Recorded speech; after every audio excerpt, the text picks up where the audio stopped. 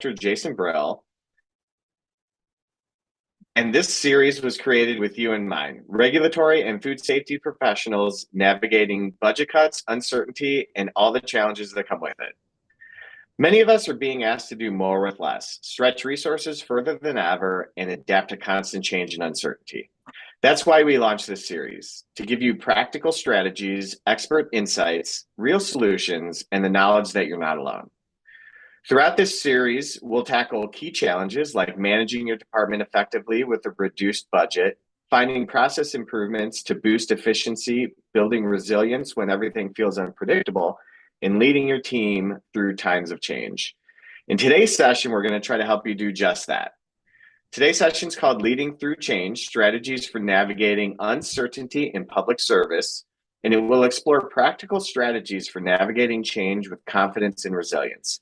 Designed for government professionals, this session will provide insights on managing transitions, maintaining a steady course amid uncertainty, and fostering a mindset that supports both personal and organizational success.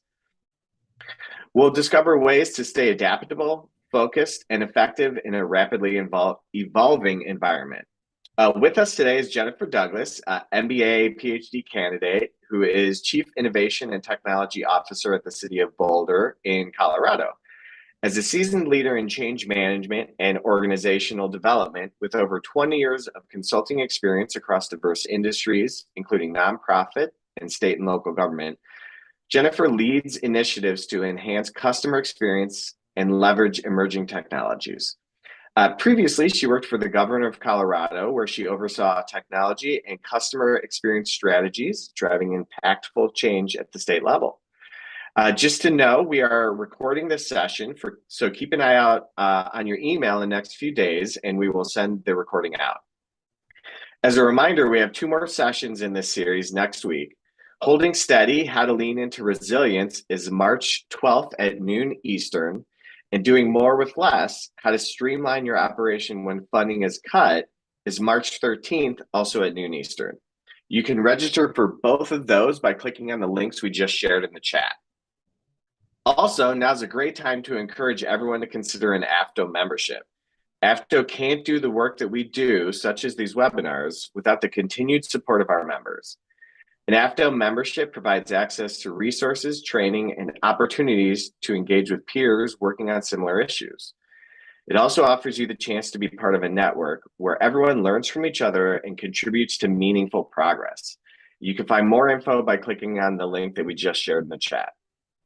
And that's enough of me. So let's dive in. Jennifer, I am sending things over to you. Thank you, Jason, and good morning. It's morning in Colorado. I'm not sure where everybody's coming in from. I see there's a few people that are having some trouble seeing the screen, but most are saying they can see the screen, so hopefully you can work through that.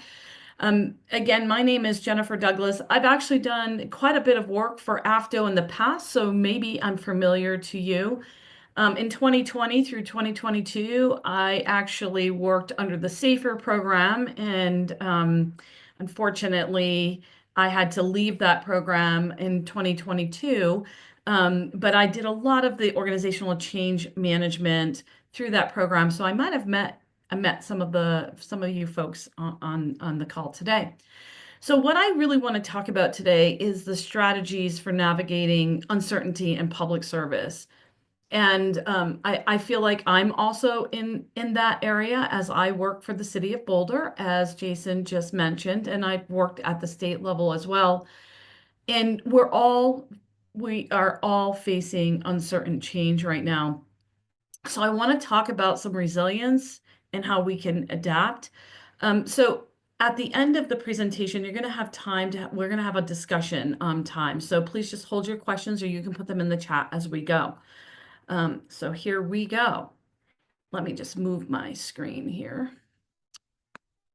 Okay, so some of you might have taken my change management training before. I did offer a lot of it through AFTO a few years ago, but so I wanted to start out with just kind of foundationally, like, what is change?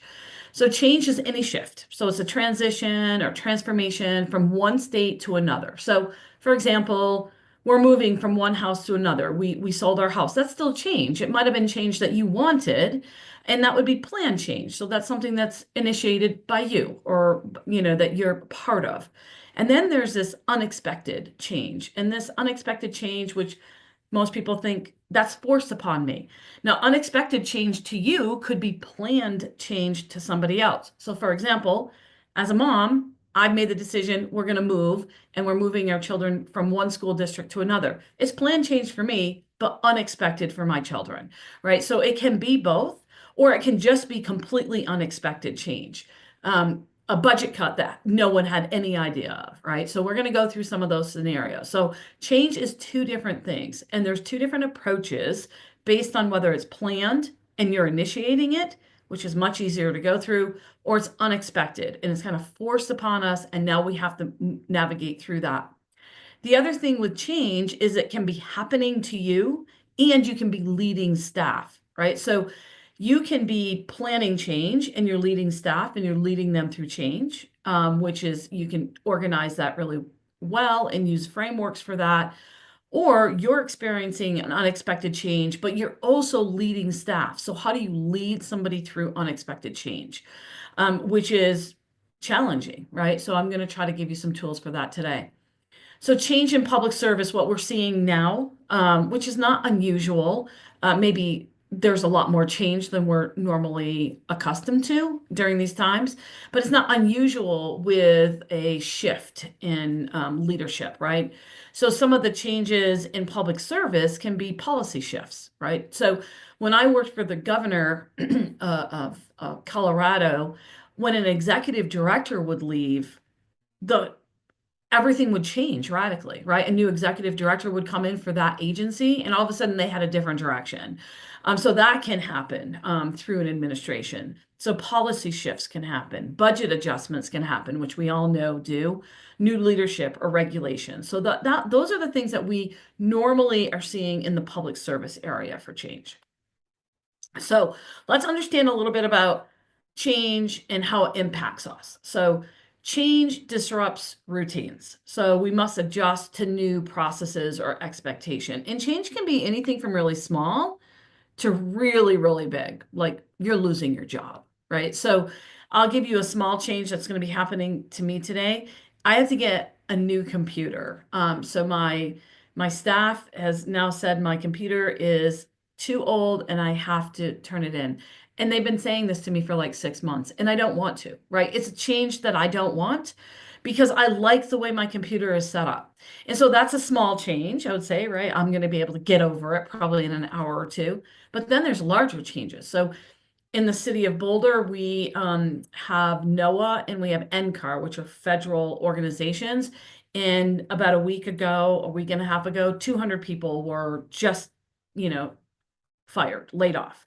That was disruptive change to our whole city, and unexpected. And that's big change, right? Big change for them, big change for city employees, what's next kind of thing. So it creates uncertainty. So not knowing can create a level of stress that's almost you're unable to process, right? So we have to understand that if change is coming to us and it's uncertain, what is our staff feeling like?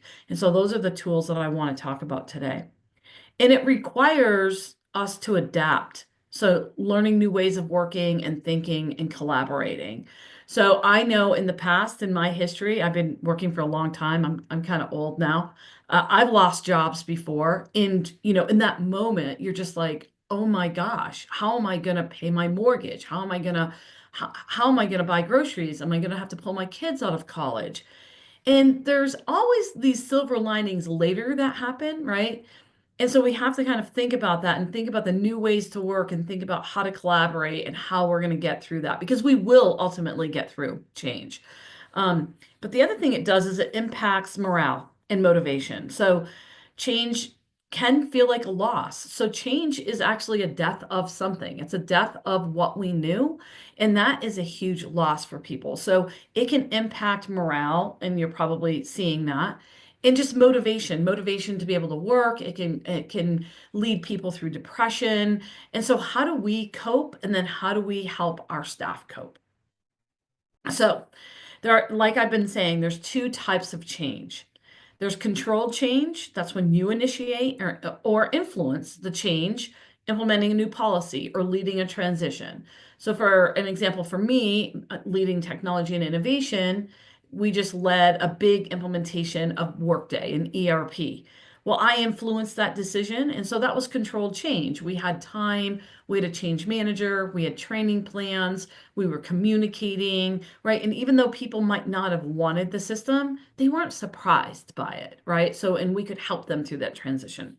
And then there's this unexpected change. So when change happens to you, leadership changes, budget cuts, an unexpected job loss. That is when unexpected change happens. And I'm going to focus on that today. I'm going to bring in a little bit of that controlled change just so you can see the difference. But really, what I want to focus on is that unexpected change, because I think that's what we're all experiencing today. So, what can leaders do during planned change? So, let's focus on the planned change. This is the easier one. But I do want to say with caveat, change is not easy, right? But planned change is easier than unplanned change. So plan change allows for leaders to prepare, communicate, and manage the transition. So this can include like technology upgrades or policy implementations, right? So you've worked on policy changes or reorganization. So those can be plan changes or anything even in your personal life. Buying a new car is a planned change. An unplanned change is you get in a car accident and your car gets totaled, right? That's unplanned versus planned. One is much more disruptive than the other. The other is, you can celebrate. I'm getting a new car. But if you love your car and you get in a car accident and it's totaled, now you're dealing with insurances. So you see the difference in that. So strategies for leaders and plan change is developing a clear roadmap. So outlining the steps for your staff, the timeline, the goals, and the change process to minimize the confusion and build confidence. So the thing about plan change is it can feel disruptive if it is not clearly communicated. So staff can feel the same impact on plan change as they do unplanned change. Because if you're not communicating the change, then it's unplanned for them. So just kind of remember, what does it feel like to you today? And you don't never want your staff to feel like that if you're controlling the change. Okay. So one of the best things that you can do is engage and prepare staff. So you can offer training sessions, frequently ask questions, resources, and that helps reduce anxiety and it helps them build confidence. So for example, implementing a new policy or a new tool, people are usually stressed because they don't know how to do it. So if you're offering them training or resources, then it builds their confidence and their confidence and that they'll be able to do the work. And also involving teams really early. So seeking input from employees when plan changes are going to happen. They might be able to influence or being heard is really important. And that also boosts buy-in. So this is all about plan change. And as leaders, we are planning change all the time. I mean, we're moving maybe our department from one building or next, or we have a new project, and those are all planned changes. So we work in that because change happens every day, right? So that's just something to think about. Well, the one thing in life that doesn't change is change. It is always there. So what can leaders do during plan change? More key strategies is communicate the why. And I'm going to give you a framework in the next slide. Why are we changing? And so this is like when we moved from Vermont. I'm originally from Vermont to Colorado. Our kids weren't super excited about it, but explaining why. I had a new job opportunity, right? There are good colleges out here. And trying to kind of help reinforce why the change is happening. It's not just, crazy change for no reason. Recognizing and rewarding. So when a team puts a lot of effort in, celebrating those milestones and maintaining morale and momentum through that transition. So that's a really good way of reinforcing plan change. So in summary, communication, preparation, being inclusive is all really important for employee buy-in. And this is plan change. And I will again go to your personal life. This is at work or at home, right? So in your life, you're changing lots of things. So including family members, your children, your husband. I don't always include my husband on the decisions, but this is a good reminder for me that I should. So this is plan change. Now, there's a framework, and if you've ever taken any of my courses before, or maybe Jenny, if you know Jenny from AFTO, she might have done this for you as well. There is a framework that's one of the most popular in the industry for change, for plan change. And I'll just say that with a caveat of saying there's about 20 different types of frameworks for change, but this one is most frequently used and easy to understand. And it's the ADKAR change. So this is creating awareness, desire, knowledge, ability, and then reinforcement. It's pretty much everything I just said in the slide before. So where the awareness is making sure that people understand why is the change needed, communicating, and these go in order. So you can't say, oh, I want to give somebody the ability to do change before they actually know that change is happening, right? So the ad car is always going through in order. So you first have to create awareness of why the change is happening. And then this is the hardest part. You have to build desire. So you have to get people on board with it, right? If you don't build desire, people are going to not be motivated. They're going to be stressed. There's going to be risk. So you have to get people to desire before you can give them training. So I was a trainer in my past life, and I'm actually a professor at University of Wyoming. And this is a really important piece, is the desire. If I don't know if you've ever been to a class and you were told that you had to go and you didn't really want to, and you were sitting in that class and you were totally like not even paying attention. Happens all the time because I teach college. Um, if people don't have a desire to learn, when you get to that knowledge part, they're not going to learn, right? They might go through the motions, but they're never going to take in that skill. And so it's really important to always stop at the desire in the plan change, and you do a pulse check, like how are people feeling about this? And then you can move to that knowledge. Okay, so now we're going to give them training, right? And then training and ability are very different. So the knowledge, let me give you a kind of a scenario. We're going to go out and play golf, right? You might know how golf is played as far as scoring, but you might not have the ability to actually hit the ball. That's the difference between knowledge and ability, right? One is knowing, the other is being able to do. And then that last one is that reinforcement. That's where you get the celebrations, the milestones. This is the ADKAR framework for plan change. And again, maybe you've gone through that training, so I don't want to spend too much time on this, but this is a really good framework to use, very easy, as long as you go through the steps of ADKAR. So now, what can people do experiencing plan change? So here's the thing is that maybe you're leading change and you want to go through the ad car, but maybe you're experiencing the change and somebody else has planned change. So what can you do as a staff member or as a spouse, or right? So you can engage early. It's really important. So if there's planned change, then engage early, attend the training sessions, read the resources, ask questions, and that will help you reduce your uncertainty. And this is also for staff, your staff members, right? You want to encourage them to engage early. Adopt a growth mindset. So change is super hard, but think of it as an opportunity for professional development rather than a threat for job security. Now, it could be a threat for job security, the plan change that's happening, but if you look at it as an opportunity, like, oh, if they're offering training, or if I can go to any kind of education, then I might have growth opportunity. So kind of change the narrative on that.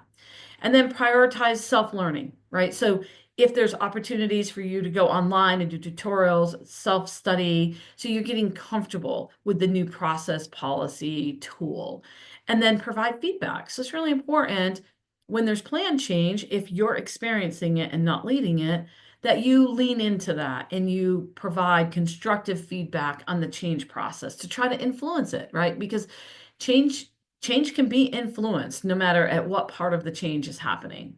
And then creating your own checklist and step-by-step guides and new tasks will help you and help your staff. So here's one of the things that you can do. If you're leading plan changes, you can give this to the staff. Like, here are some of the things that you could do to be able to navigate through this change, right? So you can engage and you can, kind of think of this as an opportunity, and you can go and learn some new things, right? So that's what people can do through planned change. Now, this is what I really want to focus on today.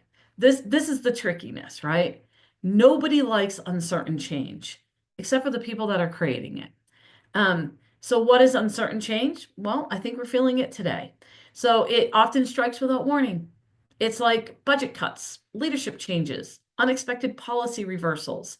Um, so in these situations, as a leader, you must act swiftly and decisively, both in the practical and the emotional parts of for your team, right? So what's hard is you're also experiencing uncertain change. But as a leader, we have to be the anchor. We have to be grounded, and we have to then lead through that uncertain change. And so I always think of it, my mother used to say that you can get through anything as long as you have a plan. It's harder to have a plan around uncertain change, but there are things that you can do and strategies that you can do, because what you want to do is make sure that your staff has an emotional place that is safe, right? And so here's some strategies. So you can empower your team. So allow staff to suggest solutions, right? So even if the changes happen, let's say there's a budget cut, that's unplanned change, but now you have to act on it. So engage with your team. Like maybe they have solutions. Like how would they navigate through this? And that is going to give them a sense of a little bit of control, right? So it alleviates some of the fear, because unplanned change is a lack of having any control.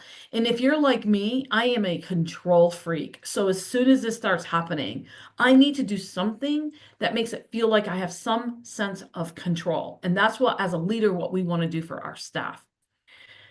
The other thing that we can do is provide emotional support. So what does that look like? Well, recognizing that stress and anxiety might be really present in your team. I mean, like, maybe this uncertain change, people are worried about their jobs. They're worried about, will I be able to pay my bills? Will I, like for me, I'm in a state pension program. Will I get to the level that I want to without losing my job first, right? So you have to provide that emotional support. And what does that look like? Well, you can have group conversations, you can be offering mental health resources, you can have informal check-ins, right? There's not a lot that you can immediately fix, but emotional support is more about being heard, right? Like, I want to know that the team is there. You can offer to have them lean on their colleagues, those types of things. And having mental health resources is really important. So offering access to counseling and those types of things.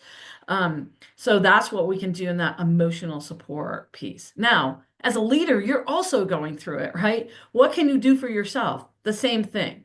What can you control? How can you reduce your anxiety so then you can be your anchor for your team?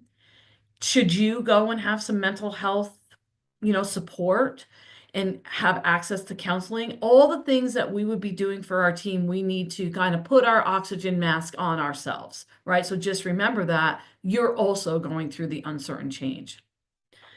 So in uncertain times, we need to focus on transparency, right? So whatever you know, and you're able to tell the staff, communicate that. Say, it might be, I don't know what's going to happen, but here's what we can do, right? So be transparent, give that emotional support, and empower your team. So if you have a budget cut or there's a policy change, get the team involved. How would they solve this, right? So it will give them stability and a sense of purpose. Not easy, but it's what we have to think about as leaders. So there is a framework. Just like there's a framework for planned change, there's a framework for unplanned change. Now, many of you might be familiar with this framework, the 5 stages of grief from Elizabeth Kubler-Ross. And that's when someone that you love in your life has died and you go through the 5 stages of grief. That's change. This is very similar, but kind of focuses more less on death and more on an unplanned change. So it's called CARE. I love that the acronym is CARE for this. So what CARE framework does is it helps leaders support teams through unexpected change with communication, acknowledgement, resilience, and empowerment. It's similar to the last ADKAR framework, but different, right? So now we're trying to get resilience. We're trying to get empowerment, where before we were trying to do training, we were trying to do reinforcement. This is different because it's unplanned change. We don't know what's going to happen. So communicate. be transparent, and have regular checkups. People want to know, even if you don't know anything, they want to know that, right? Because it's the unknown that is just so disturbing. I have a good example of this. Disney, years and years ago, when he was alive, saw that people were in lines waiting for rides. And there was a lot of anxiety and stress over that for people. And so he did all kinds of research. And what he came up with is if people just know, they're okay, right? So then he put up this, you're going to be in line for 45 minutes or 2 hours. This is what the line is. And that's how Disney came up with those. And if you choose to stand in the line, you know, right? At least you know. It's still not going to be great because you're in the heat, you've got kids crying, but at least you know. So being transparent is critical, even if it's, I don't know anything else, but I just wanted you to know we're here, right? And then listening actively. So it could be, it might feel like staff is complaining. It might feel like you can't emotionally engage in that. But it is our job as leaders to actively listen. And it's not to solve, right? This is more about empathy, understanding, putting yourself in their shoes, and just understanding and listening. You don't have to solve it. You can't solve it at this point, right? But making sure that you're giving the venue for people to be able to vocalize their concerns and acknowledgement. So validate the emotions, shock, anger. You can say it. I'm shocked, right? I don't know anything more, but let's work this out together. Show empathy and appreciate any effort that staff can go through. Resilience. So this is where I think we have the most ability to help people, offering resources like stress management, offering these kind of scenarios, these webinars, right? Focusing on the small wins, right? It's going to be unplanned change is really hard, but hey, look at what we just did and accomplished. Like we're an amazing team together. So offering that resilience, whatever that looks like for you, whether it's mental health, you have yoga coming in, you all go for a walk at lunch, right? And then empowering teams. So that's the E. So involving the teams and finding solutions if you can. So if it's a policy change, okay, now how do we change? We need to change all of a sudden. What does everybody think? And then clarifying what they can control. So it might be we have no control at all, but this is what we can do. Or we have a little bit of control, right? And this is what we can do. So the key takeaway here is care really helps build trust and guide teams. I put smoothly. I don't know if unplanned change is ever smooth, but you can guide people to the other side. So if you think about change in a way that you're on one side and then there's this big cavern, almost like if you think about the Grand Canyon and you got to get to the other side, how do you get people to the other side? So you're trying to lead them through this kind of messy place, but you're also experiencing it. And again, I want to emphasize you have to put your own oxygen mask on here. So what can people do? So let's say you're not leading change, but you're just experiencing the unplanned change. And I think in today's world, this is probably all of us. I was thinking about today, my husband is 66 and he's retired. He doesn't have a care in the world, right? I think he's worried about his Social Security. It's unknown, right? So there's anxiety, even if it's not directly impacting us, because there's so much change happening in today's world. And so that can create anxiety. So we are experiencing unplanned change in many parts of our life, not just at work. And so what can people do? What can you do if you're not the leader leading through unplanned change? And so what you can feel is like blindside, right? You're powerless. There's a shakeup. It's unexpected, and you have to manage your emotions. So I think it's really important that we take a step back and we acknowledge that we have our own emotions, right? It's normal to feel anxious, frustrated, angry, recognizing that these emotions can also, the emotions can create burnout. But if we recognize the emotions and we, again, put the oxygen mask on, then it's going to prevent the burnout. So what types of things that can you do if you're feeling anxious, frustrated? Well, I live in the city of Boulder. It's the healthiest place in the United States. I'm not sure I'm one of the healthiest people, but people here exercise, right? They go out for walks. It's beautiful. We're experiencing beautiful weather right now. That can reduce it. People go to Pilates or people go to movies or they do meditation, right? So how can you first acknowledge your emotions and then how can you manage those emotions? So seek clarity, right? So if you're the one experiencing the change, maybe ask the supervisor, hey, do you have any information about this, right? Do you know what's going to happen to my role? Most of the time they don't, but being able to at least ask, maybe they could give you some information. And then focus on what you can control. So what can you control that's not outside of your control? Identifying those tasks and then managing that. So it'll reduce anxiety. For me, I write everything down in notebooks. I write steps down. What am I going to do? What are the three things I'm doing today? And whether I get through those or not, it seems to alleviate a little bit of stress for me. And I feel like I have some kind of control. Here are the things that I can do today. Because, like you, I'm experiencing a lot of change right now. We all are, that if we work for state or local government, we're all experiencing a lot of change. But just as an American citizen, we're experiencing a lot of change, right? And so, what can we do to kind of alleviate that? And then the other thing that I think is really important is leaning on colleagues. So one of the things that we did last week at work, which was incredibly fun, is we had a cook-off.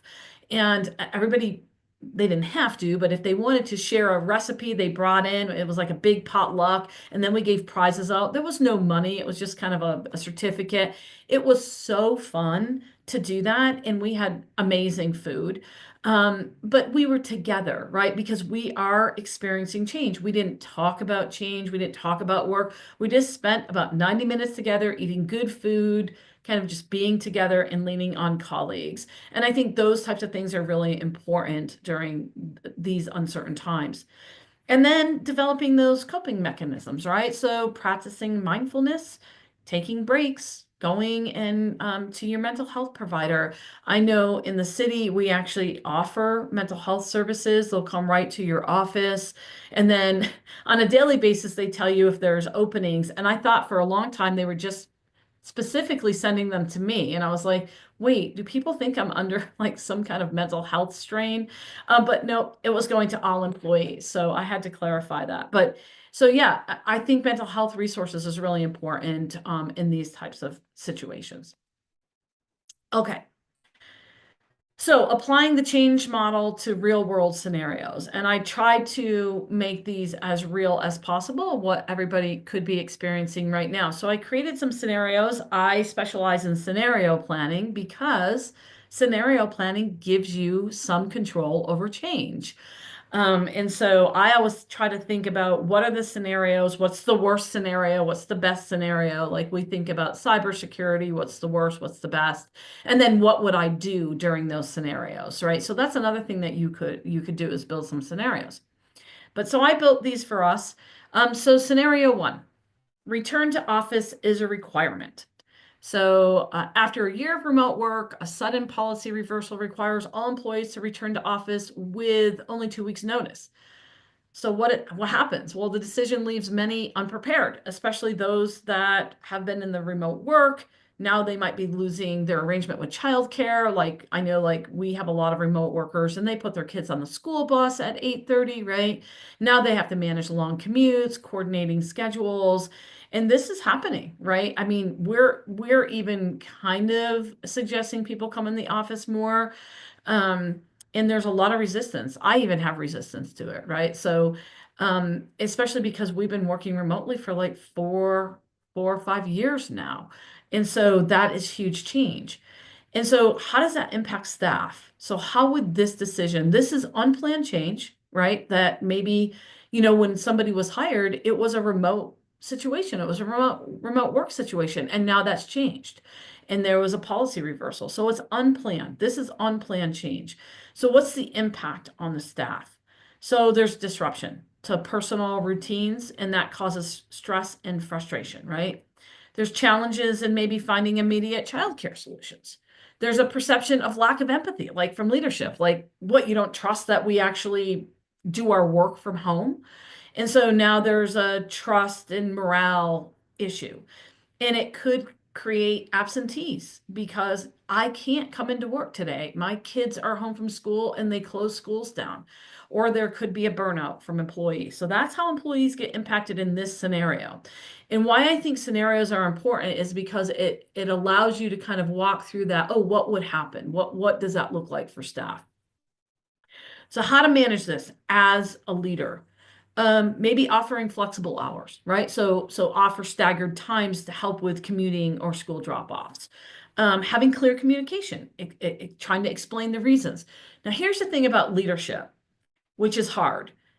Sometimes you don't agree with the decision, but when you're leading staff, it's important that you're saying, here are the reasons, right? You're not going against the decision because that doesn't help anybody. It really, really doesn't.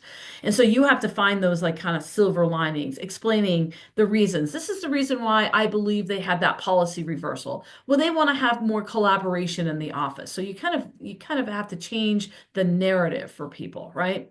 And then you have to try to give long-term benefits. Like think about when we used to work together and how fun that was, and we could all walk together and we could, have potlucks. And so you want to put those long-term benefits in, even if they're small.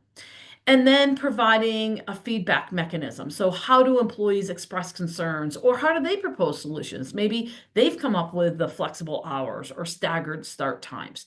Now, this is a real scenario that we're facing right now because technology has been remote for almost 5 years. Our city manager would like all of the technologists to be in the office 2 days a week. That is a huge change. And one of the reasons why we had a big potluck last week, right? So I'm trying to ease people into this to say, I understand, but there's benefits for us to be together.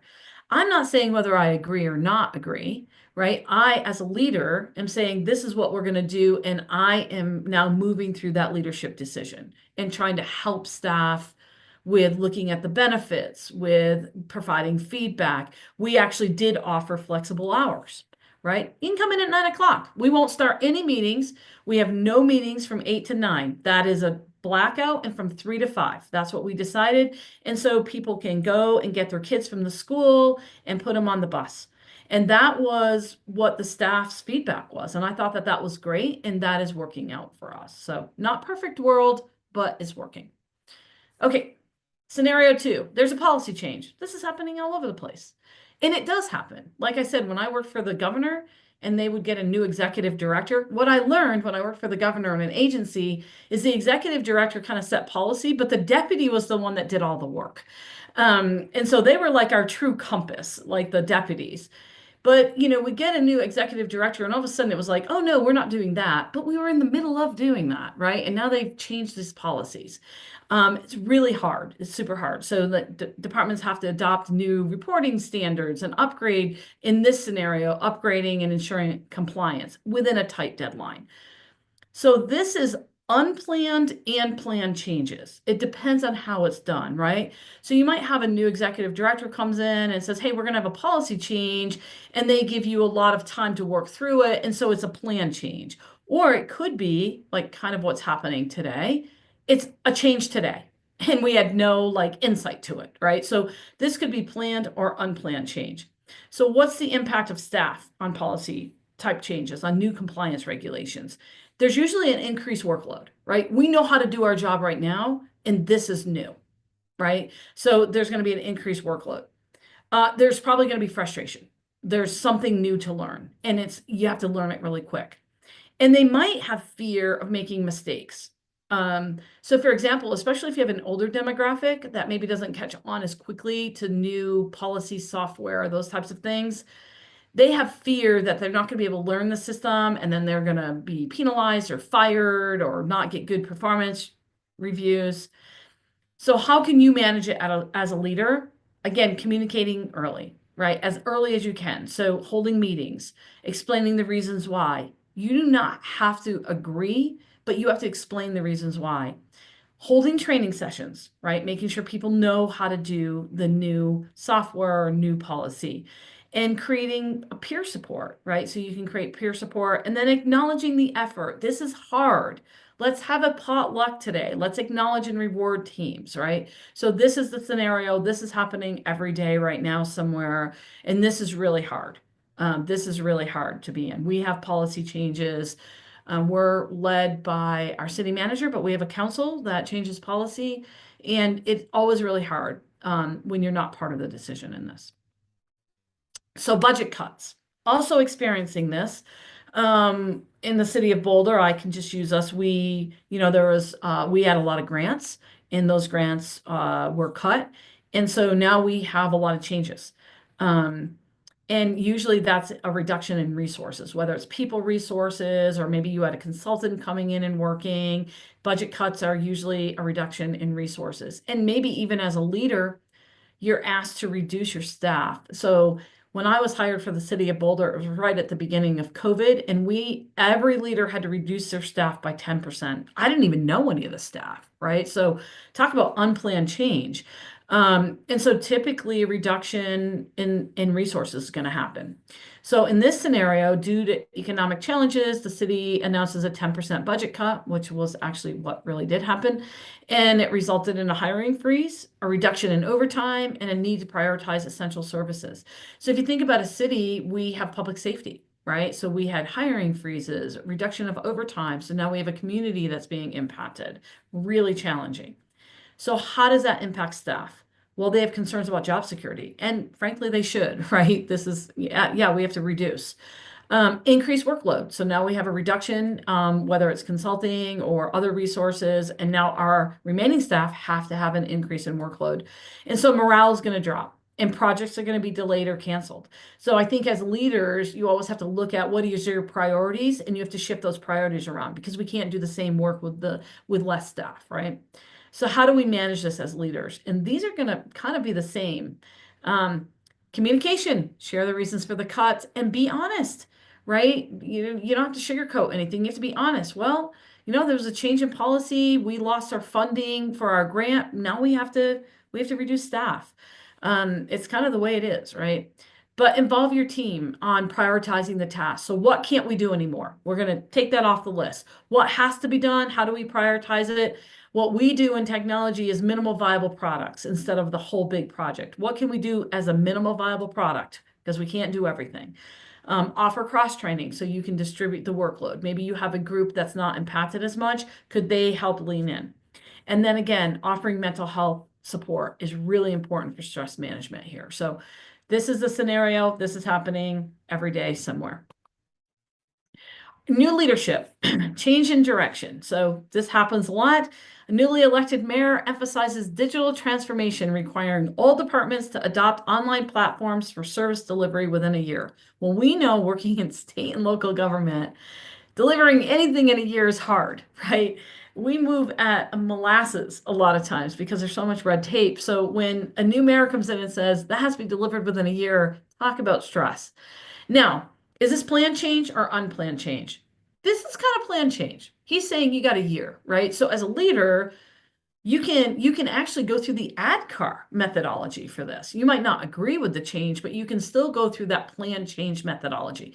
Now, it might feel unplanned to a lot of people because there's a new mayor, but he's giving you a year. He or she is giving you a year. So what would the impact on the staff be? Well, they're going to have anxiety about learning this new technology for sure. They're going to have resistance. They love the methods that they use. We run into this all the time when we're trying to change technology tools. No, I created this. This is why this works. And so you have a lot of resistance in this type of change. And then there's going to be a fear of job displacement because, hey, if you implement this new thing, well, I even have a job because that's actually what I do. So how do you manage that as a leader? So do a skills assessment, right? You can say, hey, we're going to assess everybody's skills and we're going to identify the gaps. And now we're going to give you that relevant training. So that way you don't have to fear, losing your job. Involve people. So leadership involvement. So leaders should model the change by using the new platforms, right? So you should go to training. You should be using the new platforms. Recognizing expertise, having those SMEs and, having them be part of the projects. And highlighting the benefits. Again, I think it's really important to always highlight benefits, even if they're small or if people don't agree that those are going to be benefits. There's always benefits to everything that happens in change. It's just hard to look at the benefits when there's so many that are not beneficial, right? And you're like, No, I can't. It's hard for me to look at the benefits. It's like our kids when I was like, no, we're moving across country. And I'm like, look at the amazing colleges that are out there. It was hard for them to see that because they were losing their friends, right? So that's what they focus on. But what I was trying to focus on is we're going to get to experiencing all these new things. We have all these ski places we can go, and there's a bigger city and all of those things. So I kept trying to emphasize that while listening to what they were stressed about, right? Again, that key is listening skills, active listening skills. Okay. So this is going to be plan change. We have a technology change, new software implementation. So the state implements a new HR and payroll system to replace outdated software. This is easier. It's plan change. This could have been planned for 2 years. These things don't move very quickly, but your staff is still going to feel stress, right? So this is where you bring in ADKAR. So you create awareness. You're creating that desire. You're creating the knowledge, the ability. You're giving training, right? So the things that you can do is, have a gradual rollout and have pilots and create a dedicated help desk, offer online training and ongoing training and acknowledge issues. So again, this is plan change. And so plan change is much, much easier. It's not 100% easy for somebody that's having the change happen to them. It can feel the same as unplanned change because if you do not communicate, it's unplanned to them, right? So just make sure that you're thinking about that. Scenario 6, technology outage crisis. This happens all the time. Not great. This is unplanned. This is completely unplanned. I don't know if you remember a few months back, CrowdStrike happened, and literally all computers were blue screened everywhere. If you used the Microsoft, there was a Microsoft platform. And that happened to our team, right? And we had to go to public safety first. The police officers couldn't use their laptops in their cars, their body cams weren't working, all of those things. So this is high impact on staff, right? So high stress, especially on the IT teams, the frontline people, anybody that has to use those. Now you're an agency and you have people walking in and you can't use your computers and you can't help them, right? So morale drops, credibility challenges, all those things happen. This is unplanned change. This is hard to communicate through unplanned change because it happens in a moment, right? And so how do you communicate? These are the types of things that you need to have some planning around first and some scenario planning. So how do you manage it if something like this happens? It's immediate, it's change. Provide as much updates as you can, as honest as you can to both staff and the public, right? Provide mental health. Again, mental health is going to be really important. And then have post-crisis reviews, like what could we have done better for the next time? And then empower the team to provide temporary solutions. So, for example, when CrowdStrike happened here in the city, our Parks and Rec team said, hey, we're not going to use our computers because they certainly couldn't, but we're going to literally list people down on a piece of paper and they can still come in for class, right? And then we'll badge them in after. So they created those solutions. So it's really important to empower teams to do that. Scenario 7, environmental change, climate action policies.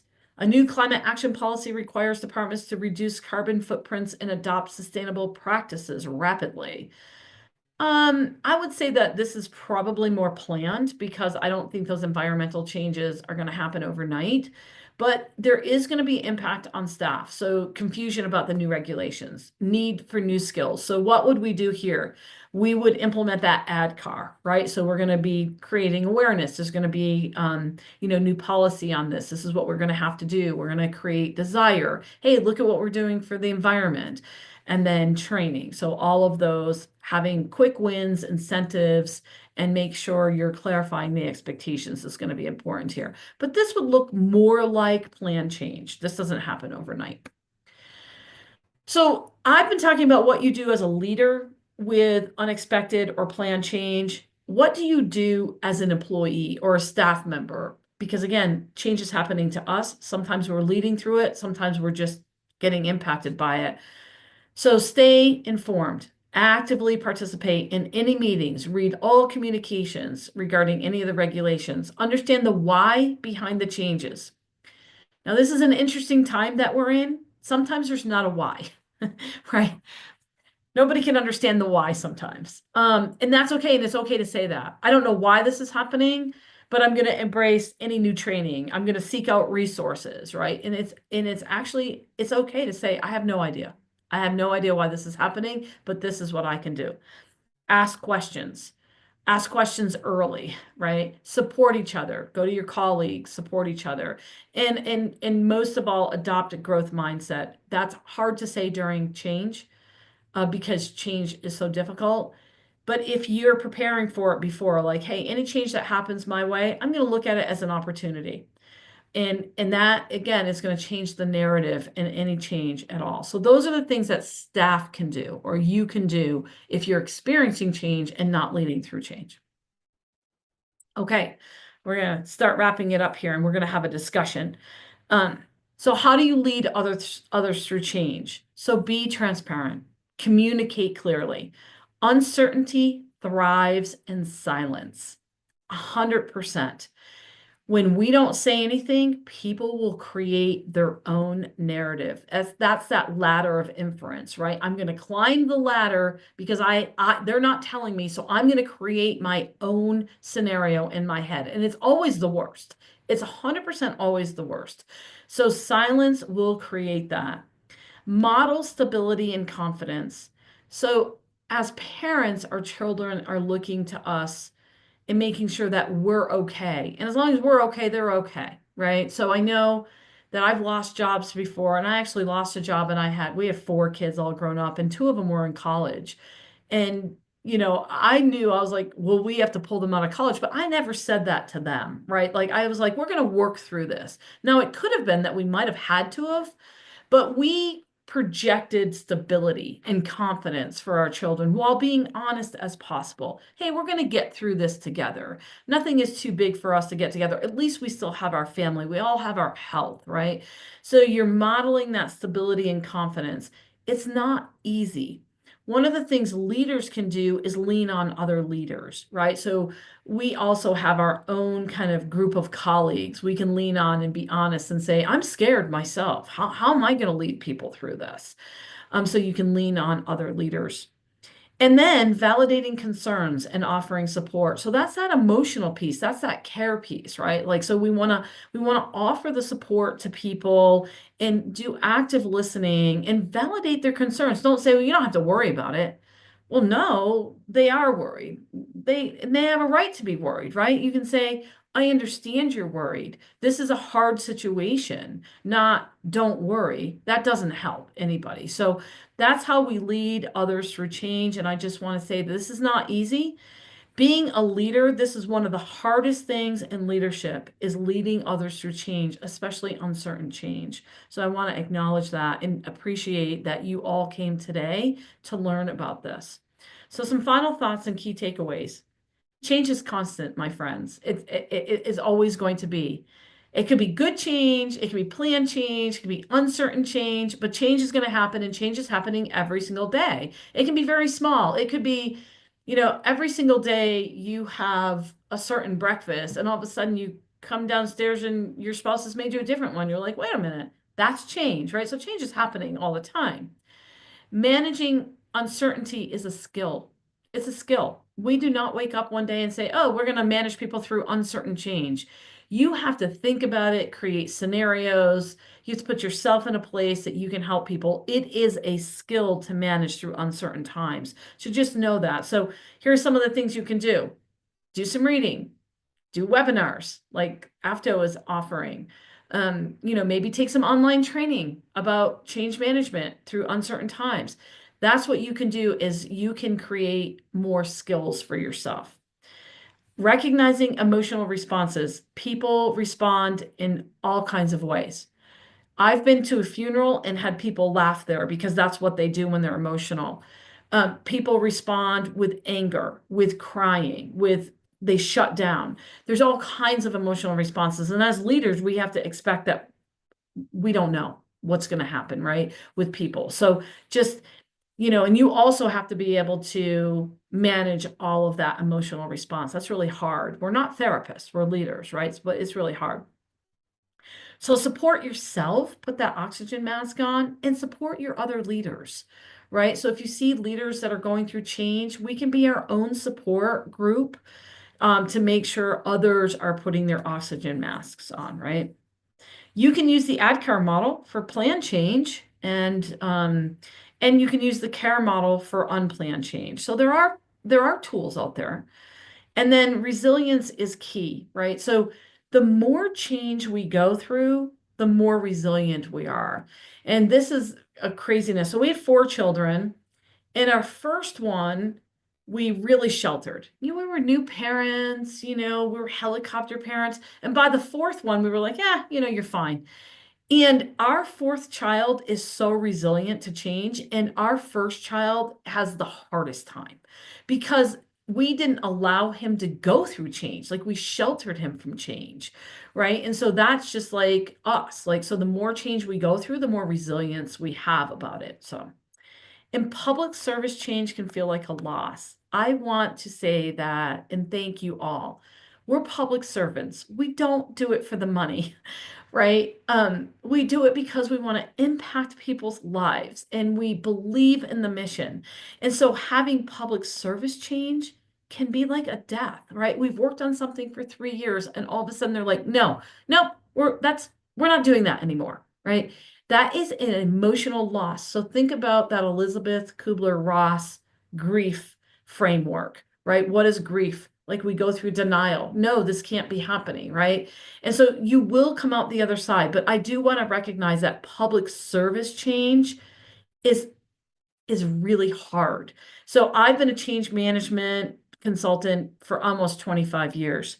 I got into public service about 7 years ago, and change in public service is so much harder than it is in normal organizations because it's rapid, it's uncertain. We are doing a job because we love it. We love the mission. And that is really hard. So I want to recognize all of you for being public servants and thank you for that. So we're at our discussion and love to open it up for questions. I have some questions for you. So what challenges are you currently facing? And what strategies have you worked with for navigating the change? So Jason's going to help navigate the questions. Yeah. Thank you so much, Jennifer. I was actually I was scribbling down notes the entire time. So there's a lot that I'm going to be able to use from this as well. So thank you for that. So we have one question. Great presentation and helpful tips about navigating change. Aside from recommendations shared, do you have any specific suggestions for how to manage unplanned change with remote teams? With team members in different locations, communication and feedback can be tricky, and also the camaraderie building is challenging. For example, that potluck that you mentioned, that's harder to do remotely, right? Yeah, this is a great question because my team is remote. And working in technology, I've worked remote for many, many, many, many years. And so we face this challenge. So it's something that near and dear to my heart. So we have done a lot of things online. We do games online. So it's really about establishing rapport first with your remote team before the change happens. But if you haven't done that, then you can start having these meetings. And what I find really important is not just having a meeting and then you're off, right? So it's called approach. Like, hey, how's everybody doing? So the first 20 minutes, a lot of times with our big team, I have about 70 people. It's kind of open forum. We're chatting. People are talking about things in their life like you would if you were together. So we have a virtual water cooler. Those types of things are really important. We also, we're watching a Netflix series right now. It's with Robert De Niro, and it's about like cybersecurity happens. It's this crazy, it's a really good series if you have an opportunity. But we're watching that together and then talking about it, right? And so we do those types of things always. We also had a mystery dinner And we had somebody come in and facilitate it, and then we had to all dress up, and we had to guess who, was killed, and it was like really, really super fun. We've had trivia games online, and there are these tools, and I can certainly share those after, that you get to know each other. And so you actually create this survey first, and then there's a trivia game, and you get to answer the questions, but it's really about your teammates and fun things. Like, so we would ask a question like, give me two truths and a lie before we all meet. And then we have all this information about people, right? So then you got to guess who it is. But in the meantime, you're learning about people. And then we have like prizes and, funny things like that. So I think it's important as a remote leader to engage with teams as much as possible. That it's not just about the work, because that does not replicate being in an in-person situation. In person, you're having coffee in the coffee room, you're going for lunch, you're going for walks, you're establishing that relationship. So I think it's really important. So if you haven't started doing that, I would start doing that. You can even do it through change. You can say, hey, we're going to talk about change today, and then we're going to spend some time, we're going to have coffee time. We've sent out, and you might not have the ability to do this, but we sent out the to-go mugs, and everybody put like coffee in it, and we all met. It was called coffee time. So there's different strategies to be able to do that, but I think it's really valid. I actually, interestingly enough, my dissertation is in remote work, in hybrid technology. And so I've done a lot of work in this space because I believe people can be really super effective, but I do believe collaboration is really is much harder. And I think getting to know each other is harder. But one of the other things that we did is people volunteered to give a tour of their house on camera. So they kind of walked around and we got to see. And this is why I never put a filter on. And so I never put filters on. So I want people to see, look, behind me, I'm a quilter. You can see that. I have a cowboy hat, right? Like, and so I change my quilts every month, and it gives kind of people the flair. We've met people's pets, their kids have come in the room. And so I think like on the personal level is where you want to go. And what I say to my staff is like, when we're going to go in crisis, because in technology, we do really quickly go into crisis mode when something is happening, like a cyber attack. We need to know each other on a personal level, because we're going to act totally different in crisis and under stress. And so we need to get to know each other. So we've done a lot of that work. So hopefully some of those suggestions help. But I think it's important to manage remote teams exactly like you would in-person teams. It's just through a computer, right? Just through, so get creative and ask your staff, right? Get them involved in that. So hopefully that helps.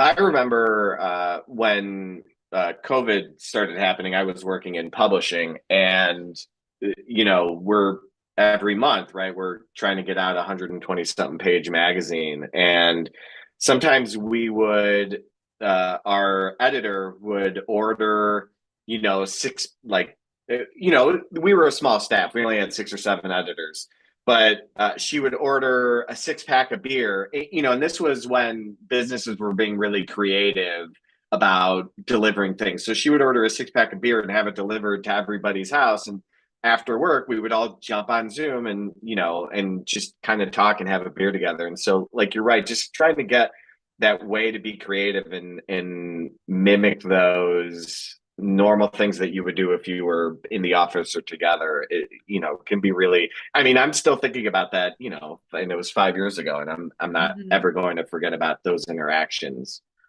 which is pretty cool. So we have some more questions. Okay. Let's see here. Maintaining my team has been my biggest concern. I appreciate your ideas of supporting and engaging with your team. Do you have any recommendations for convincing upper management to support the costs associated with team building events while in the midst of significant budget cuts? Yeah. Oh, that's such a good question. I I think trying to influence that is going to be really important.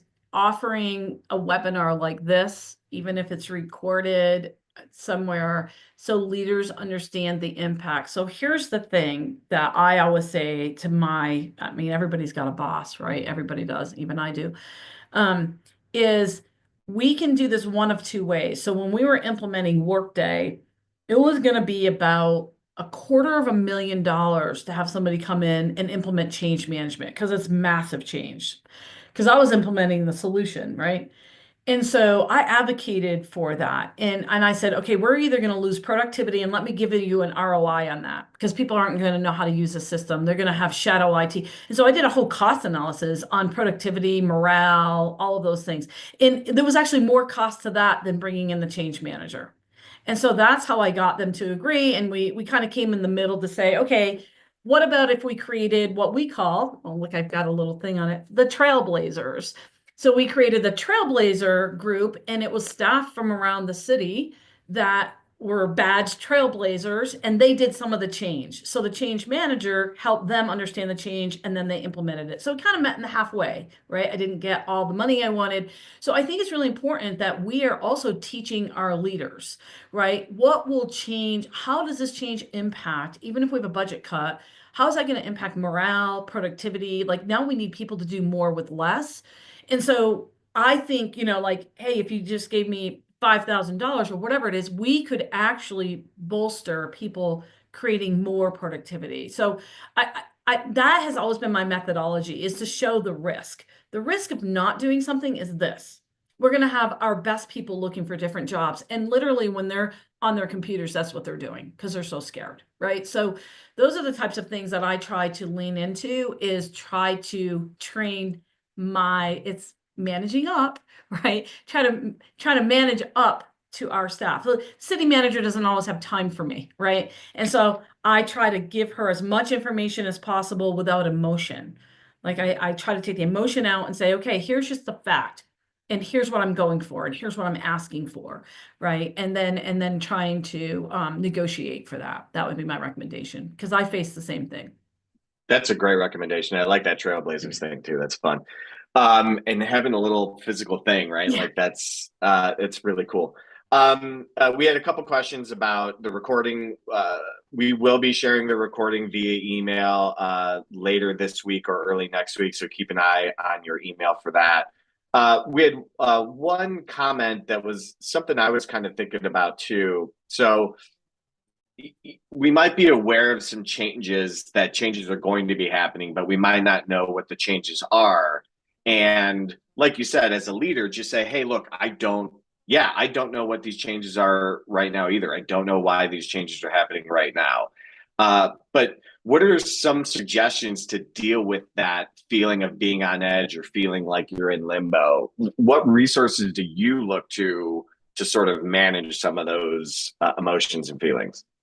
Yeah, really, really good question. I think we're all feeling that right now, right? Like, hey, there's going to be change. We don't know what it is in just in our life in general.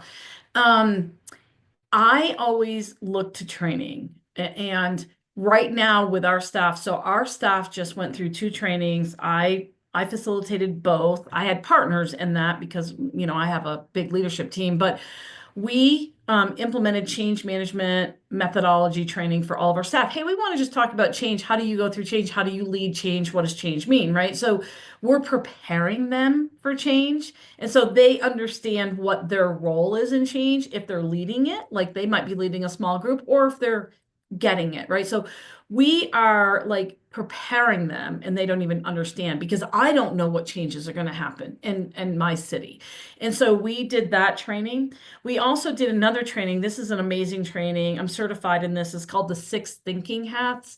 And the Six Thinking Hats is a solution training. And so it's kind of like, think of it as, there's four of us and we're all going to go look at a house. And I'm walking in the front, you're walking in the back, Jason's on the side. And in the front is this beautiful cottage and beautiful flowers. I'm like, oh my God, I love this house. I want to buy this house. But in the back, it's a railroad track, right?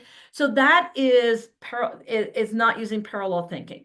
So in parallel thinking and six thinking hats is you wear different hats and you walk through the solution. So one hat is, let's talk about all the bad things. That's the black hat. Like, and one hat is green. Let's talk about the solution. So it's a way of empowering people to think through a problem. And so we did change management. Hey, there's gonna be changes in all of our lives all the time. We want you to understand what change is, all of those things. We want to give you this education. We got some people certified in ADCAR. They feel empowered, right? They became our trailblazers. And then we created another training, and it was six thinking hats. How do we create and think through a solution, right? Because now we want to go from, hey, there's this change. How do you walk through change? But now how do you create and walk through solutioning? And so we arm them with as much information as possible before anything is happening because we know things are going to be happening. We know it, right? They are happening every day. So I would say share change methodologies, look up ADCAR, lots of it online, those types of things, and do small training sessions like, and talk about what does it feel like to go through change? It doesn't have to be happening right this second, but let's talk about what it feels like and let's use some personal examples. Have you ever moved your kids from one school district to the other? That's change. Let's talk about that. How did we move through that? I mean, I think there's all stories that we can go through. And I'll give you this story. This is a real thing that happened when my mother-in-law, she was about 85. We knew that we needed to take her license away, which is one of the hardest things in the world, right? And I can't wait for driverless cars to really happen because I'm going to be that age. And so because she hit her mailbox, she dented her garage, and we were like, what are we going to do? Well, how are we going to get her to go through change? And so we started talking to her about different things like, hey, what are the things that you would love in your life? I'd like to spend more time with my grandchildren. I'd like to, right? We were talking to her and we we're really talking to her about change. And then we presented to her, if you got to ride, of course, she has many grandchildren, if they gave you rides to your doctor's office, to your knitting association, to all these things that she knew were important to her, and you got to spend time with them, would you give up your driver's license? And she did. But we were helping her understand change. There's going to be things that are shifting and changing as you're getting older. Maybe you can't stay in your house anymore. What would that look like in visiting retirement centers before it happened? It's before, right? And so I think it's really about education, honestly. I do. And like change is such an inevitable thing, and like with the planned and unplanned, like there are unplanned changes that we don't know about, and sometimes it's just having that knowledge that hey, something is going to change. I don't know what it is, I don't know why it is, but like Yep. I need to be able to sort of just surf with it, Yep. as that wave kind of comes. Yeah. Yeah. Are there any books or anything that you've been reading recently that deal with change that you could recommend? Well, my PhD is in change, so that's all I do is read books. Yeah. I don't have any. I'm looking at my bookshelves because most of my books are in my office at work. But I could probably send you a list, Jason, if you want to send it Okay, out yeah, with some that'd be really great. good We could books and send it even out when some we good share the. articles and some good people to follow out in the industry that are doing some really good stuff, free stuff that you can get, free webinars. If you're on LinkedIn training, there's lots of free, well, LinkedIn training is not free anymore, but if you're on that, so there's a lot of information. I would start having lunch and learns. Um, in talking about change because change is happening, right? Like, let's all just talk about change. Like, what changed in your life this week? And it's not about work. So start with not about work. And then how did you deal with it? How did you help your kids deal with it? How did you help your spouse deal with it? And then it starts opening the conversation up for harder conversations to happen. But I will send a list of some good reading material that is out there if you want, or good podcasts. There's a really good podcasts that are out there right now. So I can send a list of that. That'd be great. Jennifer, thank you so much. Thanks for that Um, presentation. If we didn't get to your questions, I will collect those and send those over to Jennifer, and we'll try to get an answer. Like I mentioned, we are recording, so we will send this out in the next couple days. And as a reminder, we have 2 more sessions in this webinar series. The registration links are in the chat, so if you scroll way back up to the top, you should see them. Next week, Holding Steady, How to Lean into Resilience is March 12th at noon Eastern. And Doing More with Less, How to Streamline Your Operation When Funding is Cut is March 13th at noon Eastern. You can also go to afto.org/events to find out more information about those. You can register for them there. And with that, Jennifer, thanks again. Thank you all for joining us today, and I hope everyone has a great day. Good day, everyone. Happy change. Happy change, yes.